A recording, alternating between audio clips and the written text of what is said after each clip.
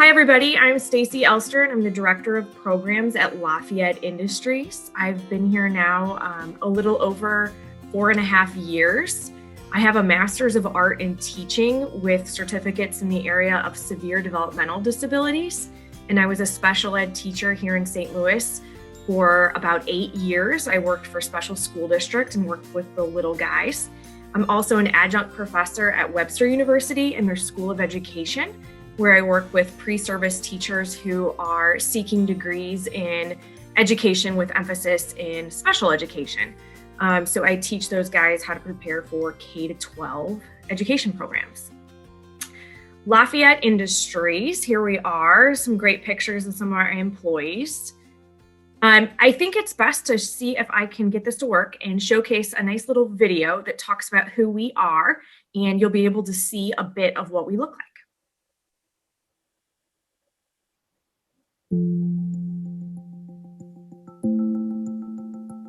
Well, Lafayette Industries started in 1976 by a group of parents whose children had nothing to do after they left special school district. So they got themselves together, formed a workshop, paid the rent on a building, got the business, and put 16 people to work in Valley Park, and that's how we got started. Well, the need that Lafayette Industries is fulfilling in the St. Louis area is a desperate need for full-time employment for adults with developmental disabilities. Now, that's a wide range of people, because only 2% of people with disabilities have full-time employment. So there's a tremendous need. We ourselves employ 370 people, but we have 160 on the waiting list.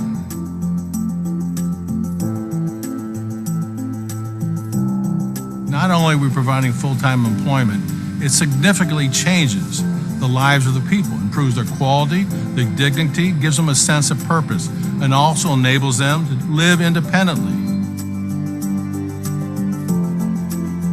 A lot of people ask me, what does the organization mean to me personally? Well, personally, I really enjoy employing people, giving people a job. Now, a job may not be a panacea for all that's wrong, but it comes 90% close. It's no different than you and I. If you have a job, you have a sense of purpose, and that's the beginning of getting your whole life together. Cool video. It's great. Yeah, so that's just a nice video. It is a little, it's just a couple years old. So some of the stats have changed a bit. We now employ over 400 people and still have around 110 people on our waiting list. But I like that it gives you a nice view into what our work floor might look like. Obviously, it was pre-COVID. Yeah. What are the little pieces that gentleman was stacking into the bag? So those are tops of spray bottles. The component that slips on top of the straw, those get packaged independently. So part of our, I'm going to go ahead and slide over here. Let me talk about our budget real quick, and then Kate, I'm going to tell you a little bit more about the specific items that we produce. So Lafayette Industries is a sheltered workshop, and we are associated with the Extended Employment Sheltered Workshop Program, which is a part of the Department of Elementary and Secondary Education. That makes up 29% of our total funding. The county Senate Bill 40 board, known as the Productive Living Board, makes up 16% of our total funding. We fundraise another 5% of our revenue, and then 50% of our business revenue comes from the contract packaging service that we provide to our communities. That is not a federally funded program. It is a business. Just like any other manufacturer in the area, we have a sales department. We work with customers. We identify if we have the means to produce the goods they wish to distribute. We have timelines to meet, and those customers do not receive any kickback or tax credits for using us as the packager. We have to meet really strenuous deadlines. So we distribute to retailers like Walmart, who have very, very strict deadlines. So we have to operate just like any other manufacturer.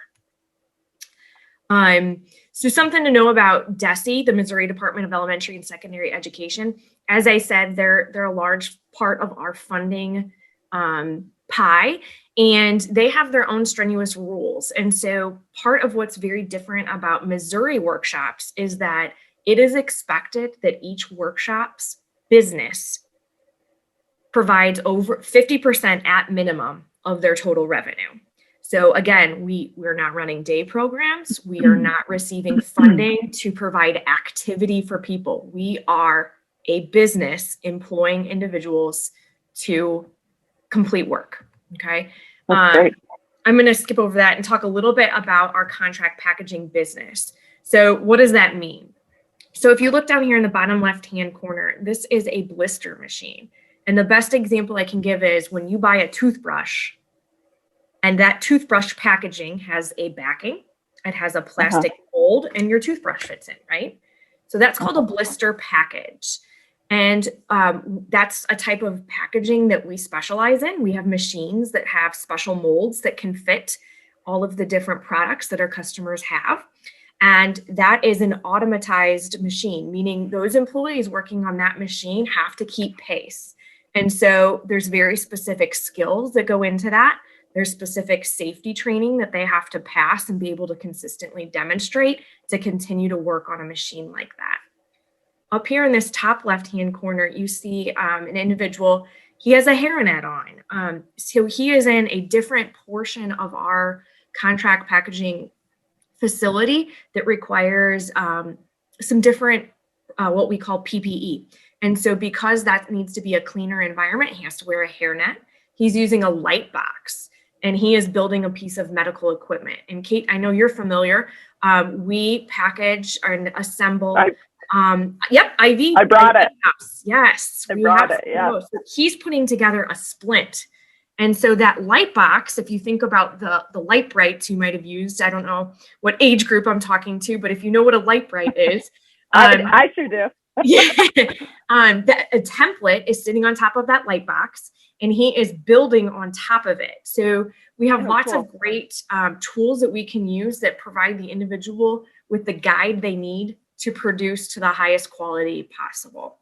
And then over here on the right, you see one of our employees, and he's working in the warehouse. So he's a material handler, which means he's helping move the material around, whether we're receiving it and it has to get distributed across the contract packaging floor, or it's finished product and it's going to get shipped out to the retail entity. So we have folks who are trained in those types of jobs.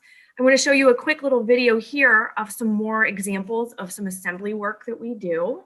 Hopefully this all goes. Please. Yes. So this is new work we're doing where we're building face shields. We can't see your video. So can you? Yeah. So you just, stop share. Screen share. Share. So this is why I'm glad we're doing this live. Let's see if this works. Now, can you see a clip? Now I can see. Yay. So this is Allison. She's building the face shield. So she has what we call a jig, or it's a piece of equipment that helps fit the object and hold it. And she has to adhere 2 pieces of Velcro to the corners of those pieces. So these clips here are helping show her exactly where those Velcro pieces need to go. And she is a part of a line. So there are other people down the line here who are going to add additional pieces to finish building the face shield. Sure. So I'm going to flip back. Bear with me. Okay. And then I thought it was also important to show. Oh, let's go back. Where is she?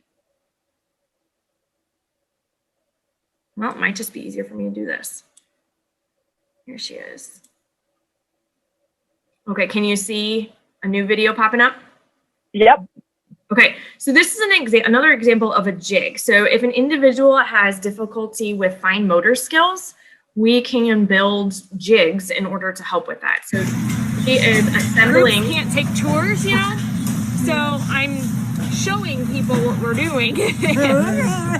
Right? Normally I would be inviting some folks to come through, and we have some students at Maryville who want to understand what we do at Lafayette. So I'm showing them a lot of different jobs and how we have different tools, like this jig here that helps us, right? Sometimes we do it by hand. Sometimes we use jigs to help build. Sometimes we use jigs to help us count. I see the counting ones. Yeah, that's cool. Just a couple more examples there of the type of work we do. We do have fast-paced machines that are running constantly, and then we have folks like you saw there working at tables. So we're able to employ a wide range of abilities based on the type of work we do. We also do. Can I share this? Yeah, please tell. So recently, my son, my youngest, was hospitalized for nothing serious. But when I first met with Stacey and I was asking her about the different products that were manufactured at Lafayette Industries, she started talking about this thing, and I was like, "Oh my goodness! I think I just got one of those at the hospital." So what this is, if you can see, there's a little puppy sticker. On top of this, I'm sorry, my dog has gotten a hold of it, but my youngest carries this around still at home. This was placed on top of his hand where his IV was put in at the hospital so that he didn't fiddle with the IV and rip it out. And the whole time he was hospitalized, he kept talking about this puppy. And he loves this puppy. And he would take like wet wipes out of the diaper jar and he would clean this puppy. And it just brought him, not only was it functional, but as he's 20 months old, it was something that like was really special to him. And of course, I still have it in the house, and he carries it around. So I just thought, oh my gosh, what a really cool full circle moment. Is there's foam here, so it doesn't hurt the skin, and there are holes on it, so it's breathable. And Stacey, you were telling me that a local nurse designed this. Yes. And gave you guys a contract, and you're making adult-sized ones now as well. Yes, her business is booming. She's been able to show that this product reduces infection, both in children and in adults. And so she's been able to expand the types of, those are called we call them dome splints. And she's got a nice big range of splints that she now has designed.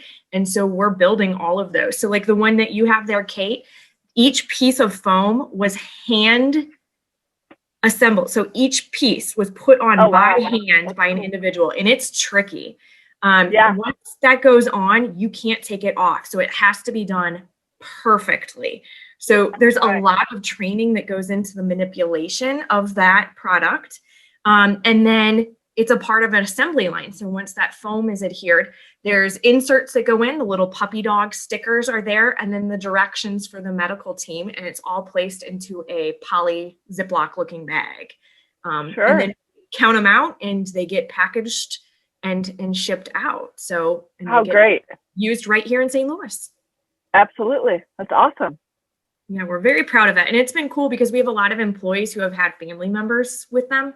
And so it's just another great example of they're producing very meaningful work that we're all using. So they're absolutely they're a part of but society. The pride, right? Yeah. Yes. Pride, identity, absolutely. All that critical, all those critical components of work. Yes. Some of the important things we like to showcase that we do here at Lafayette is that we talk about the tiers of support we provide. And so we follow positive behavior intervention and supports theory, and we have systems that we use to teach both respect and safety throughout the shop. We have trainings that occur on a daily basis, and so we're constantly talking about how to be safe at work, and we're also talking about how to show respect. We know that the soft skills, those social skills, are almost just as important, if not more important than the hard skills our employees have to learn to be successful here and keep their jobs. So just to give you an idea, we provide a really great consistent routine for our employees. They work a 30-hour work week, Monday through Friday, 8 o'clock to 3 o'clock. We have paid vacations. Like I said, they have daily trainings. We use lots of different positive reinforcement. These two pictures here are of, they're actually stickers. And so the respect and caught being safe are both positive reinforcement systems. And so if an individual is caught demonstrating one of those core values, they're immediately given the sticker. They get to wear that for the rest of the day. we capture who did the right thing, and we keep that data. And then on a monthly basis, we have a drawing and a celebration. And so they get recognition for that, and anybody across the entire organization qualifies. So like I said, we're really focused on promoting safety and those social behaviors that we need to be successful at work. We have a free hot lunch once a month. It's actually today. We're having Gus's pretzels and hot dogs today. Nice. We customize their work position based on strength. So we really looked to how we can best assign someone within our organization. We have a lot of extra programming as a part of being an employee here. And so we have some great grant-funded programs through the Productive Living Board. One of them right now is that we have a fitness program that we partner with Task, and folks go to Task one day after work a week. Obviously, pre-COVID, we're working on starting these things back up again, but that's a free program. We have a Glee Club. It's a music therapy program that runs 3 nights a week. So we serve 45 people per year in that program. We have all kinds of social outings. We go to the baseball game together. We have other programs, like we will do tax preparations. So we have a CPA who comes in. They can schedule time out of their workday. The family can come in and support them, and they can have their taxes prepared. We do attendance bonuses. We have the 403B benefit. So every benefit that you would have as an employee somewhere, we offer. Awesome. Flu shots, all those kinds of good things too. Here's a breakdown of our current profile, if you will. So 78% of our employees have a primary diagnosis of an intellectual disability. We're seeing a rise in the diagnosis of autism. We're at 18%. That has actually grown by 50% in the last 10 years. So that's a major growth in that area. We do have some individuals that have a mental health or a mental illness as a primary diagnosis. And then traumatic brain injury is also comprised of about 2%. Something that sets Lafayette apart from other workshops is that we have a sensory room. So about 4 years ago, we had the opportunity to write a grant through the Productive Living Board to build capacity within our organization. And like I just said, we were experiencing a change in our population. We were having more people with autism, and we were seeing more individuals with behavioral needs, sensory differences. And so we got together as a team and identified that, we understood what we needed to support these folks. So we decided to build out a sensory space. This room is actually right on our production floor, but it's got great, it's not soundproof, but it's quiet. So you step off a production floor and you don't even know that on the other side there's machines running. We have dimmable lights in there. We have rocking chair, bean bags, all kinds of sensory items. You're seeing that picture there, a projection of an iPad. And so we have lots of self-regulation apps that we use and teach the individual to access while they're in that space. And so that's something that's really different for us. And we've been able to help a lot of employees use the space, employ some type of coping strategy, and get back to work rather than, possibly just working with them sitting in the office without any tools and, potentially not being able to help them calm back down, which may have resulted in them needing to go home and not being able to finish their workday. So this is a really big tool for us to help people stay at work. So I'm going to shift gears and move on, Kate, to talk about our other programs. Is there anything else you want to talk about with Workshop? The one thing I do want to say, you just said on the last slide, something that sets us apart is the sensory room. But, I just wanted to state that there's so much of what you've shared that, in my opinion and experience, sets you apart. No, I know that you and I, in our previous conversation, we talked about legislation recently that is aimed to eradicate or reduce the number of workshops, and that there is, it's a debatable topic. However, the workshop that you guys have is not the workshop that existed a decade ago or 2 decades ago that I believe that legislation seeks to eradicate. Those workshops are not offering people 30 hours a week, not offering them benefits, not offering them social skills, not supporting them in sensory, concerns to help them calm down and be independent and keep their job.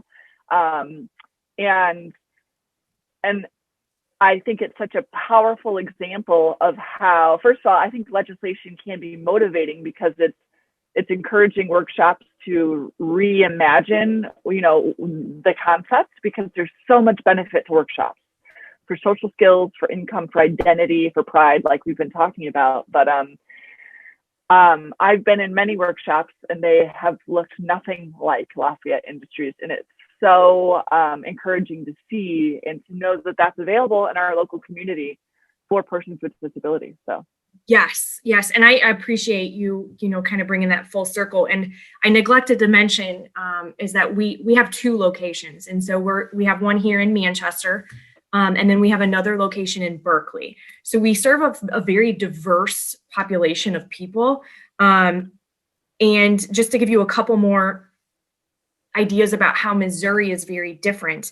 For example, when I talked about the funding and our state aid, like I said, that was, 25% of our total revenue. For every dollar of state aid that a workshop in Missouri receives, over $4.77 of revenue is generated and contributed to the local economy. So I think that's very important, because if you research a little bit about programs in other states, like I said, they might be receiving federal contracts and they are not necessarily producing goods that are going back into commerce.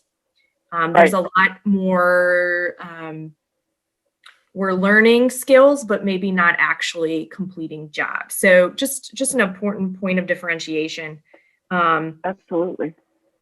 That sets Missouri apart. But yes, it's definitely something that will be in topic for some time to come. So something else that Lafayette is working on and has been working on for quite some time. For about the past 5 years, we have been developing pilot programs where we offer social skills training and employment skills training outside of the workday. So we first started by providing after-hours programming to folks who showed an interest in developing skills in order to seek competitive employment.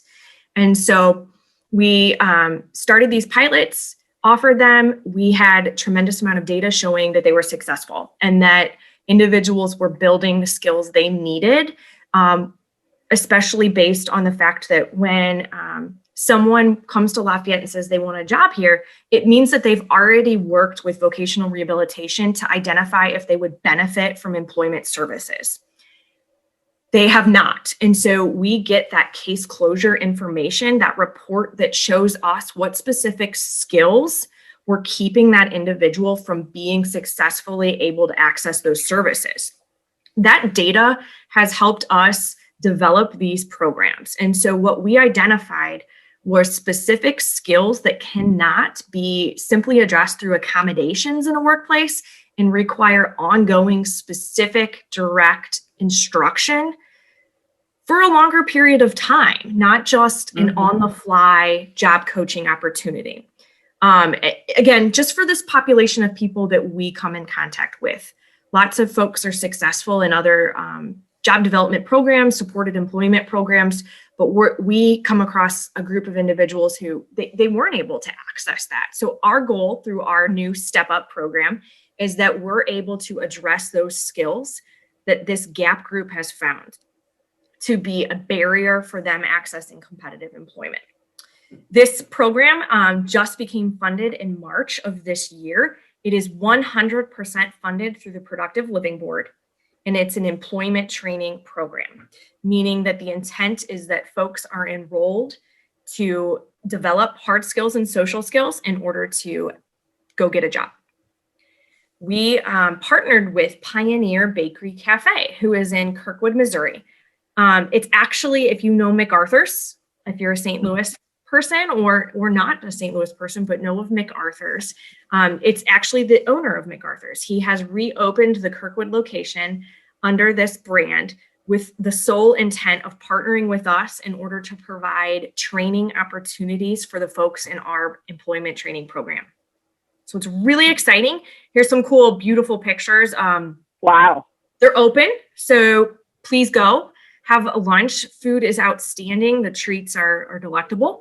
But here on the left-hand side, you see a picture of one of our instructors meeting with some of the program participants. So the program participants come to our program here at Lafayette. They have some classroom instructional time 1 day a week, and then they are scheduled to be at Pioneer another day a week. And so it's about a total of 7 hours of service a week that they receive. Our staff is present 100% of that time. When they're at Pioneer, they are assigned a position either in the front of the house or the back of the house. And during that time, they're exposed to all kinds of different tasks that is very specific to the restaurant industry. Cool. So again, it's a training program. We developed this. It's based on evidence. Again, I have a special ed background, so very big into teaching practices. I can send you a brochure. These are just kind of snapshots of the brochure for the program. You have to be a St. Louis County resident to be eligible, just because it is funded through the Productive Living Board. You have to have a goal of obtaining a competitive position. And like I said, we really are looking to specialize in 2 industries. We are working on hard skills associated with food industry as well as business settings.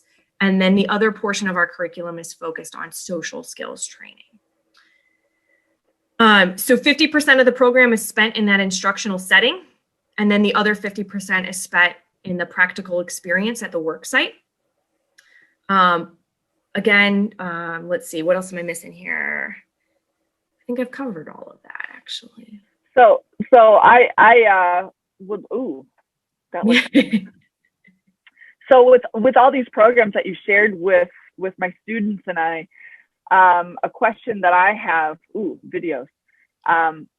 Would you accept, are you interested in interns? If a student is interested in these programs, can I leave your contact information in this video for them to reach out to you to inquire about working with Step Up or Lafayette or Pioneer? Yes, please. Okay.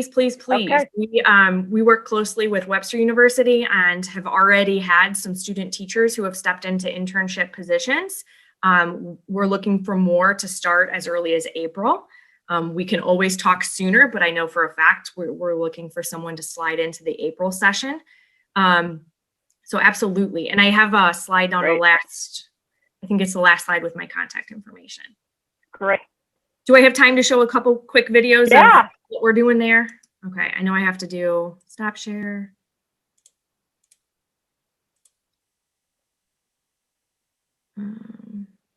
Bear with me. Oh, you're fine.